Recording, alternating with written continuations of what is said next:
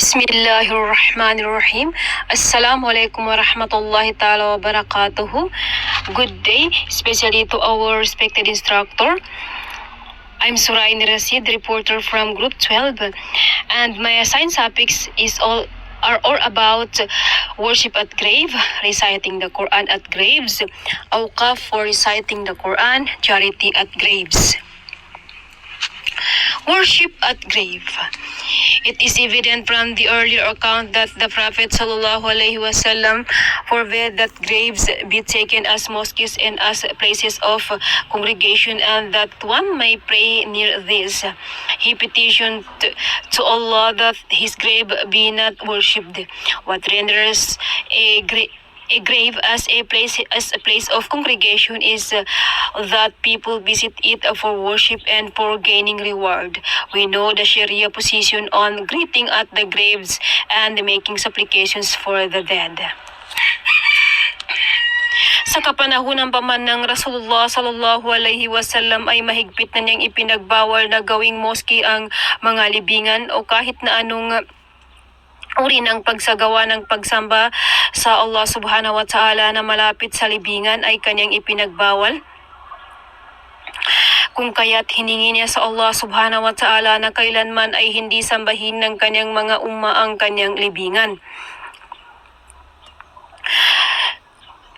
Dahil ang mga tao sa kalaunan ay naniniwala silang ang pagbisita sa libingan para magsagawa ng pagsamba ay nakakakuha sila ng malaking reward. Ngunit alam naman natin kung ano ang turo ng Sharia, kung paano natin batiin o magsagawa ng dua kapag tayo ay nakadaan sa mga libingan. The same applies to supplication near graves holds true for worship at graves. There is nothing rewarding about remembering Allah, reciting the Quran, fasting, sacrificing animals, and other modes of worshipping near graves. It is as undesirable to worship there as it is to make supplications there. Ang pagsagawa ng dua sa malapit sa libingan ay kaparehas lamang ng pagsagawa ng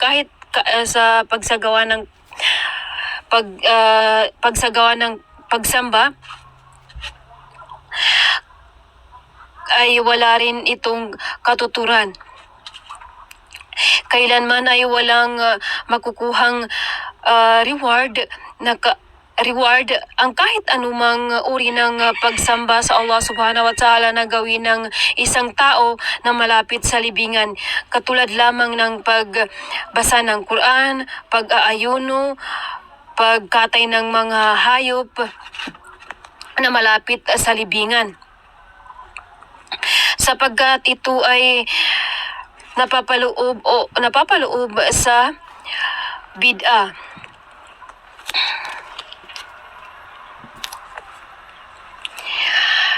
The next is reciting the Quran at graves.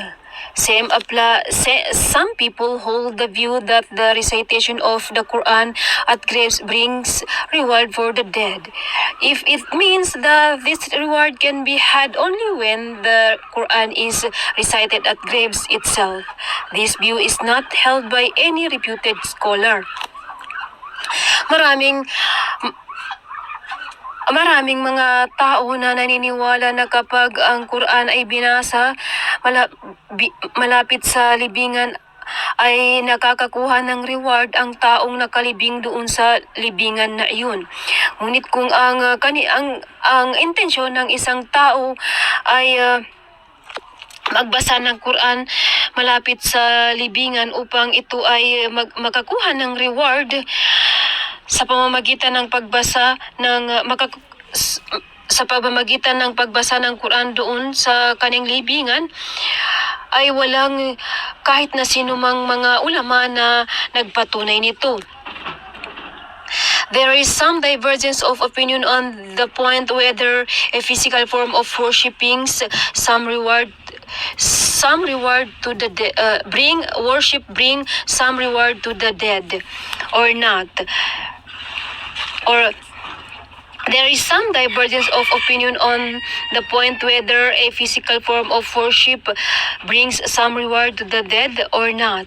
There is no controversy about the monetary form of worship in that it is agreed by everyone that its reward does reach the dead. May iba't ibang paniniwala patungkol sa pisikal na pagsagawa ng pagsamba para sa taong namatay ay kung makakakuha ito ng reward o hindi. Ngunit kapag ito ay sa pamamagitan ng pagbigay ng pera at sinabi na, like for example, ang kanyang anak ay nagbigay ng pera at sinabi niya sa taong kanyang binigyan, nagbibigay siya ng pera para sa kanyang ama na namatay, ay walang nagsabi na hindi niya ma-receive yung reward para doon sa pagbigay ng kanyang anak ng sadaka. Ito ay kanyang matatanggap ang reward. This position is held by Abu Hanifa, Ahmad, and some scholars of Shafi'i and Maliki scholars. Ang paniniwalang ito ay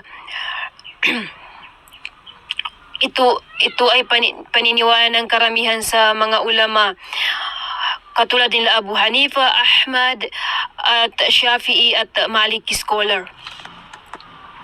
According to other group, a physical form of worship does not bring any reward to the dead. This view is held by the majority of Shafi'i and Maliki scholars. Notwithstanding this divergence, no scholar has ever held that worship only at a particular place bring reward.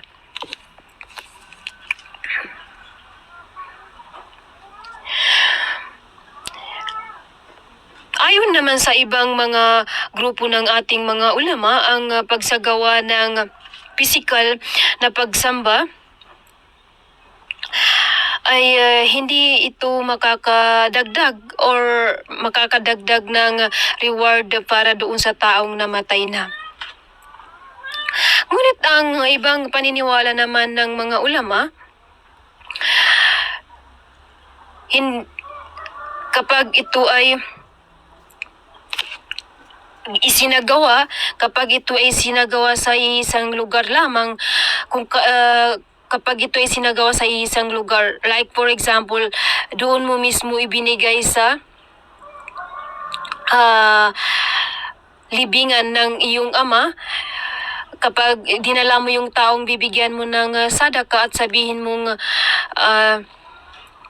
nagbibigay ka ng sadaka para sa tatay mo, at habang sinasabi mo yun ay doon ka sa malapit sa libingan ng iyong ama, ay hindi daw ito makakadagdag ng reward doon sa taong namatay. There is no doubt about point that the dead listen to the Quran of reciting of the Quran. However, if one is dead, one cannot attend reward for an act done by someone else. One is faced with his own deeds, both good and evil. It is beyond doubt that if the dead person had guided someone in his lifetime, the letter's good deeds would bring reward to him. Likewise, he is benefited from the supplications made for him.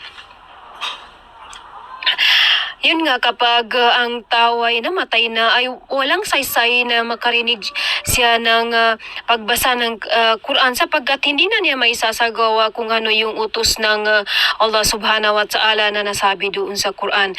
Ngunit hindi may tatanggi or hindi tinanggi ng ating mga ulama na kapag ang isang tao ay like for example, ang kanyang mga anak ay nag-guide niya ito ng mabuti, lahat ng gawain ng kanyang mga anak na mabuti ay magkakaroon siya ng benefits or magkakaroon siya ng reward. Ngunit ito ay depende rin sa atin kasi ang bawat isa sa atin ay talagang kanya-kanyang account pagdating sa kapag namatay na tayo ay kanya-kanya talagang account, lalo na sa araw ng paghuhukom. There is some divergence of opinion on the point whether the willing by the living incurs some punishment for the dead or not. It is reported on the authority of Imam Ahmad that the dead is hurt by the sins committed at his grave. May iba-iba ring paniniwala ang ating mga ulama patungkol sa kapag like for example namatay ang tatay ng isang tao at lumundag siya ay magkakaroon ng punishment yung kanyang ama dahil doon sa paglundag ng kanyang anak. Yung sobrang pag-iyak ng kanyang anak ay magkakaroon siya ng punishment. Ito ay nabanggit sa pamamagitan ni Imam Ahmad na ang tao daw kasi kapag kung ano yung gawin sa kanyang sa ibabaw ng kanyang libingan, sa kanyang puntod, ay kapag may gumawa ng masama doon sa ibabaw ng kanyang puntod, kung ano yung parusa doon sa mga taong yun ay mararamdaman ng patay kapag doon ginawa mismo sa ibabaw ng kanyang puntod. It may be then argued that a good act there would bring happiness to the dead, yet it does not justify the practice of the Quran recitation at graves, for the Prophet ﷺ did not prescribe it for the Ummah. Kung kaya't ang ibang mga tao ay nagkaroon ng idea sapagkat kapag daw nagsagawa ng kahit anong sins sa ibabaw ng libingan ng isang tao ay mararamdaman niya yung parusa doon, makakaramdam siya ng parusa, ay baka daw kapag nagsagawa ka ng mabuti mismo doon sa ibabaw ng libingan ng isang patay, ay mararamdaman niya rin yung reward ng pagsagawa mo ng mabuti. Ngunit wala itong ang paniniwalang ito ay kailanman ay hindi sinabi ng Propeta sallallahu alaihi wasallam para sa kanyang mga umma. Even if the usefulness of the above practice is proved, it cannot make it lawful, for there is more harm in it than profit. So kahit na sa mga nabanggit ay may mga mabuting idinudulot ang pagsamba malapit sa libingan at pagsagawa ng dua, ngunit mas marami ang nagiging harmful, naidudulot niya na masama kaysa sa mabuti. Since the dead would benefit more from one's supplication for him and from charity for his sake, it is better to do this than to recite the Quran at the grave. So kapag ang isang patay ay nagsagawa ang kanyang anak or ang kanyang pamilya ng dua at nagbigay ng mga sadaka, ito ay mas mainam kaysa sa pagbasa ng Quran na malapit sa kanyang puntod. One should better perform what Sharia prescribes in that it is altogether free from any harm. Therefore, our ulamas are unanimous in their view that the Quran should not be recited at graves.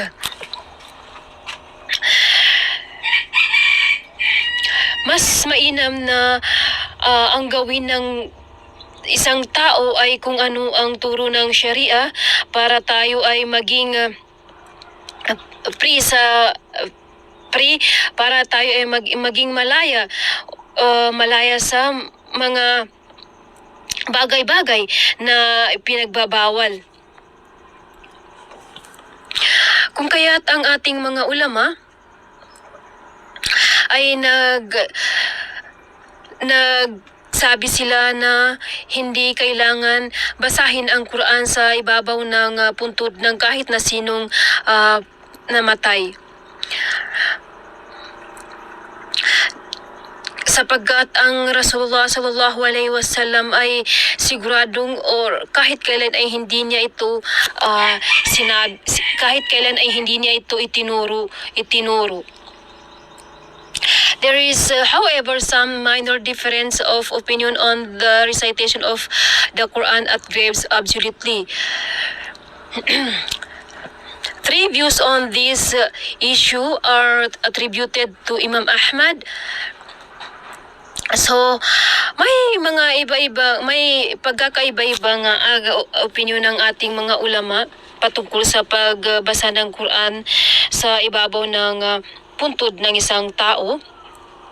Ito ay may tatlong views sa isyung ito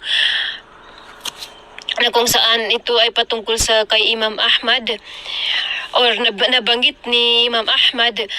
So, according to the first one, there is nothing wrong in this practice. This view is shared by a group of Hanifa ulama. It stemmed from Ibn Omar's directive at his deathbed that the opening and concluding verses of Surah Al-Baqarah be recited at his grave after the burial. So, ako patungkol sabi naman ni Imam Ahmad ay ang pagsasagawa ng pagbasa ng Quran sa ibabaw ng puntod ng isang patay ay hindi daw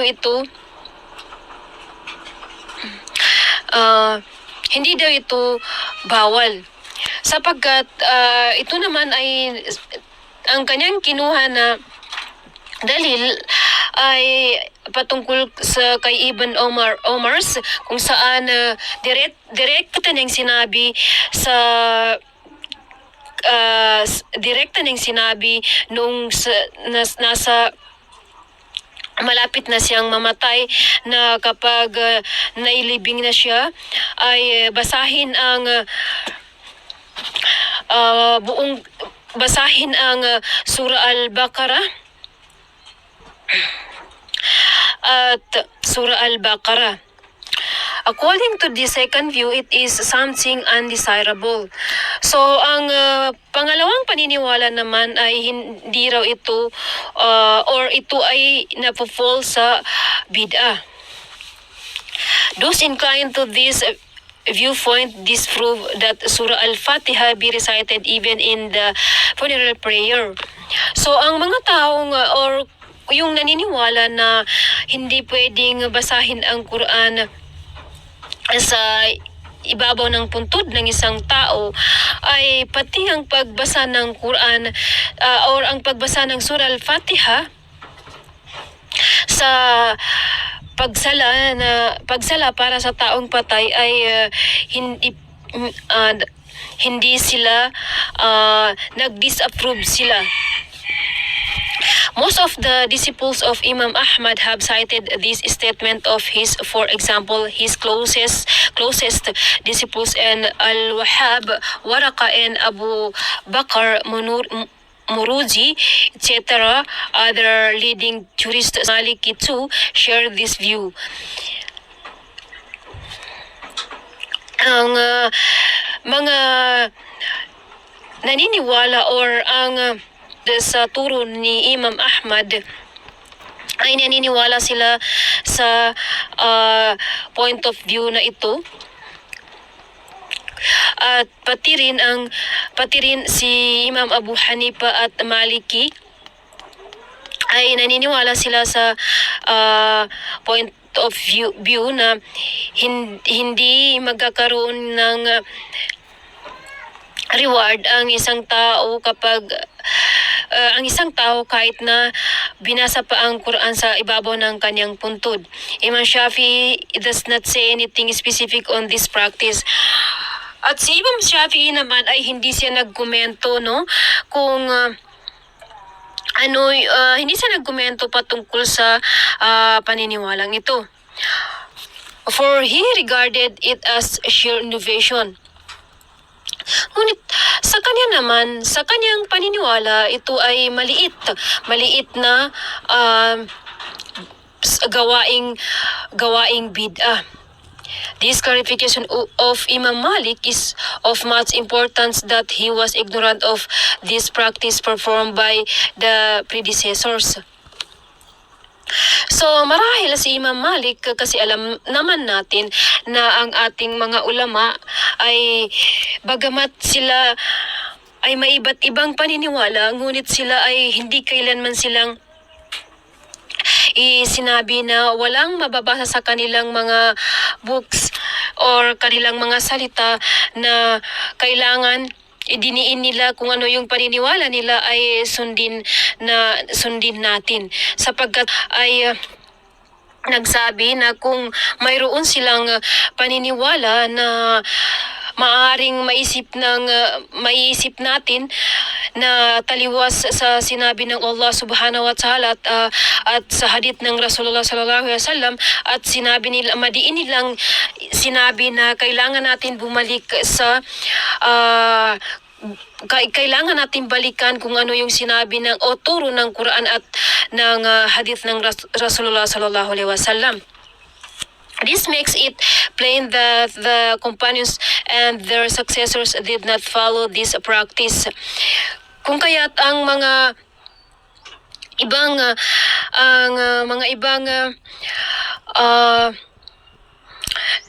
naniniwala sa mga salita ng ating mga ulama katulad ni Imam Malik ay hindi na nila isinagawa kung ano yung sinabi nga ni Imam Malik na walang problema kapag nagsagawa nga ang isang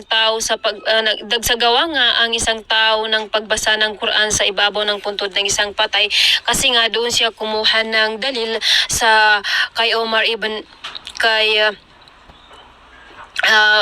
galing kay Ibn Omar's. According to third view, there is no blame if the Quran is recited only at the time of burying the dead, as is reported on Ibn Omar's authority. So sa third view naman, no, ay hindi naman daw ito bawal kapag sa araw mismo ng paglilibing ay nagbabasa ng Quran or binasa yung Quran. Sapagkat nga dahil nga tulad nga sinabi ko kanina, doon sila kumuha ng dalil sa kay Ibn Omar's. The third topic is all about awqaf for recitation the Quran.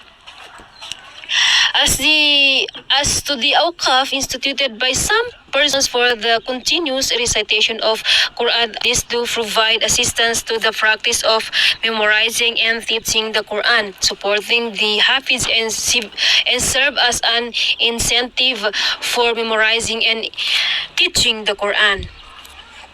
Dito naman sa awqaf, ito ay patungkol naman ito kapag halimbawa ang isang tao ay nagpatayo siya ng markads kung saan dito nagsasagawa ang nag-aaral ng pag-memorize ng Quran, at kapag namatay siya,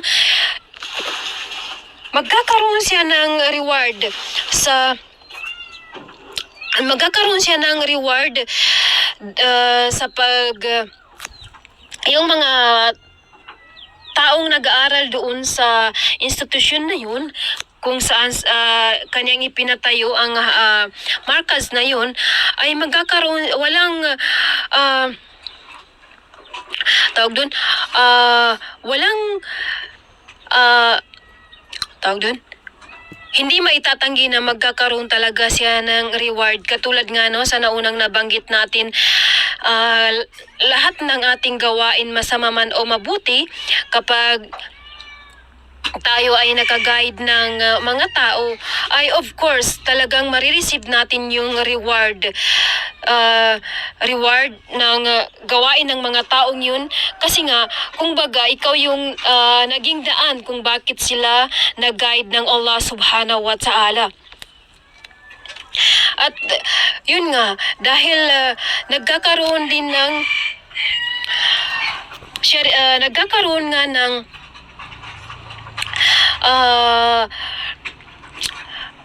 ng paraan yung mga tao para mas lalo nila pa yung maintindihan yung Quran at ma-memorize nila yung Quran, sapagkat yung markads na ipinatayo ng isang taong patay niya ay mananatili yun. Even if it is conceded that the Hafiz would not get any reward for his recitation, there can be no denying the fact that such awqaf do help and support religion, as is supported by the jihad of sinner. So, kahit na yung mga taong, for example, yung mga taong nagbabasa ng Quran doon, no, ay hindi sila wala sila, kumbaga, hindi sila makakakuha ng reward, like, for example lang yun, dahil alam naman natin na kapag nagbasa tayo ng Quran ay talagang hindi nawawala ang reward sa atin. Ngunit, ito ay example lamang. Kahit na yung taong nagbasa mismo ng Quran ay hindi siya makakakuha ng reward, ngunit yung taong namatay na nagpatayo nung markads na yun ay mananatili yung reward niya, kasi nga nananatili yung suporta niya sa relihiyon. According to the Prophet sallallahu alaihi wasallam, Allah makes even an unbeliever support his religion. So, katulad nga ng sinabi ng Propeta sallallahu alaihi wasallam, no, doon sa sabi ko kanina na kahit na yung taong mismo nagbabasa o nagme-memorize ng Quran ay hindi siya makakakuha ng reward. Ito nga yung example niya, no, sa sinabi ng Rasulullah sallallahu alaihi wasallam. Kapag katulad sa taong hindi siya naniniwala doon sa kanyang relihiyon, yun yung example ng taong nagbabasa ng Quran or isang hafiz na kung saan ito ay wala siyang reward. Ang kaparehas niya itong sinabi ng Rasulullah sallallahu alaihi wasallam, ito ay katulad sa taong hindi niya sinusuportahan yung kanyang religion. Ito ay magkakaroon sila ng ito yung kaparehas niya, no? Dahil may mga tao naman talaga na kahit bagamat alam nila yung kanilang relihiyon, ay hindi nila sinusuportahan at hindi rin naman sila nagiging harm sa relihiyon. Kung kaya't yun, wala rin silang nakukuhang reward, no? So, this is not proper place for discussing awqaf. Obviously, it is not an desirable practice to remembering Allah near graves. What renders it as an act of innovation is to pay a visit to graves for this particular purpose. This amounts to taking graves as places of congregation. So, yun nga, ang awqaf ay hindi rin so malawak kasi itong usapin ang patungkol sa awqaf na ito, no, pero mas mas mabuti rin yung medyo na may kaalaman tayo patungkol sa usapin na ito patungkol sa awqaf. Ngunit ito nga yung point talaga dito ng usapin na ito ay patungkol nga sa pagsamba sa malapit sa libingan or pagsamba mismo sa puntod ng isang tao, no, is pinagbawal talaga ng Allah subhanahu wa ta'ala dahil ito ay napupol or ito ay natatawag na bid'ah. kahit na anong uring pagsamba pa man ang gawin malapit sa libingan o mismo sa ibabaw ng puntod ng isang patay, ay wala itong hindi talaga ito nakakabuti. Same holds true for fasting near graves. So parehas lang, no, kahit na magsagawa ka pa ng pag-ayuno na malapit or sa ibabaw mismo ng puntod. Like for example, may mga tao naman talaga, no, lalo pa noon. Kasi nga yung karamihan nga sa ating mga ninuno, no, ay wala silang hindi pa nila alam, ignorant pa sila patungkol sa Islam, kung kaya't hindi nila alam. Marami silang mga practices noon na talagang hindi katanggap-tanggap sa Islam. Like for example, mayroon din mga tao ganyan, no, nagsasagawa sila ng pag-ayuno mismo sa ibabaw ng libing ng sa isang tao. For example, sa kanilang tatay or sa kanilang kapatid, kasi nga naniniwala sila na sa pamamagitan ng kanilang pagsagawa ng pagpapasing sa ibabaw ng puntod ng kanilang kapatid or tatay is nagkakaroon ng reward yung kanilang tatay, kasi nga mabuti yung ginagawa nila dahil isa yun sa parte ng utos ng Allah subhanahu wa ta'ala sa atin nga isa yung pagpa-fasting, no? So the fourth topics is about charity at graves. Sacrificing animals at graves is strictly forbidden in view of the Prophet commands to this effect, that it was a Jahiliyyah practice that an animal was sacrificed at one's grave after his death. So, ito naman sa ito yung sa charity at grave naman. Ito na yung for example namatay yung pamilya mo. Then isa sa pamilya mo, then nagsagawa ka doon ng charity, like for example after 15 days sabihin mo sa mga tao na pumunta kayo doon sa mismong libingan ng iyong kapatid at doon kayo kumatay ng mga animals at kasi nga naniniwala ka na mabuti nga yung intention mo kasi nagpapakain ng mga tao, at yan nga isa sa sinabi ng Rasulullah sallallahu alaihi wasallam is yung mga taong nagpapakain is nagpapakain ay malaking reward ang kanilang natatanggap. Yun ang doon naman kinuha kasi nung mga taong ignorante sa Islam yung kanilang paniniwala is doon nga sa sinabi ng Rasulullah sallallahu alaihi wasallam na ang taong magpapakain sa kanyang kapwa, magpapakain ng mga pagkain is malaki yung reward na kanilang matatanggap galing sa Allah subhanahu wa ta'ala, dahil nga ang kabutihan ng isang tao lalo na patungkol sa pagpapakain ay talagang maraming beses na binanggit ng Allah subhanahu wa ta'ala na kung paano niya bigyan ng reward yung isang tao na magpakain, no? Katulad nga for example, ito ay sinabi niya na ang taong nakakapagpahaba ng buhay. Then yun nga, yung mga tao is kaya yung ibang mga tao na hindi nila alam yung Islam is ganun ang ginagawa nila. Nagpapakain sila mismo doon sa ibabaw ng puntod ng kanilang kapatid or tatay dahil nga sa reward na kanilang inaasam. Ngunit sinabi naman ng Rasulullah sallallahu alaihi wasallam na talagang ang pagkatay ng mga animals or kahit na anong gawain pa man ng pagpapakain mo doon, no, mismo sa ibabaw ng libingan na yun is hindi talaga magkakaroon ng reward both doon sa taong nagpakain at doon sa taong namatay na. At talagang kapag hindi tinuro ng Rasulullah sallallahu alaihi wasallam ay talagang wala tayong makukuhang reward at lalo na pag sinabi niya ng isang bagay is mapufall sa bid'a. Alam naman natin kung ano yung bid'a, no? So the Prophet ﷺ strictly forbid it. For the Imam Malik it is undesirable to partake the meal of such animal. Ulama applied the same ruling to the bread and grain which is distributed in charity at graves in our times.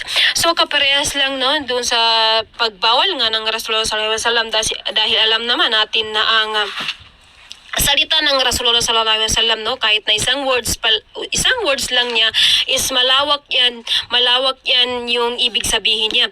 For example, yung mga ulama nga natin, no, is katulad ni Imam Malik, talagang sinabi niya na kahit isang butil lamang ng kanin ang makain ng isang tao doon sa doon sa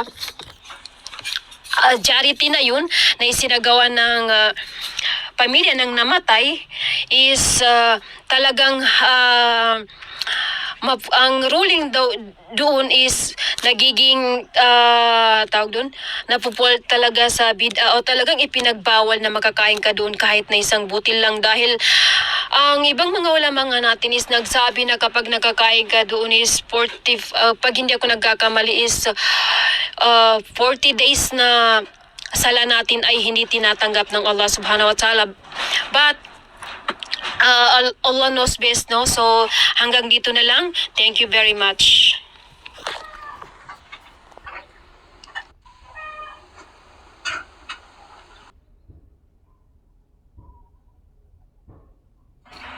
Bismillahirrahmanirrahim.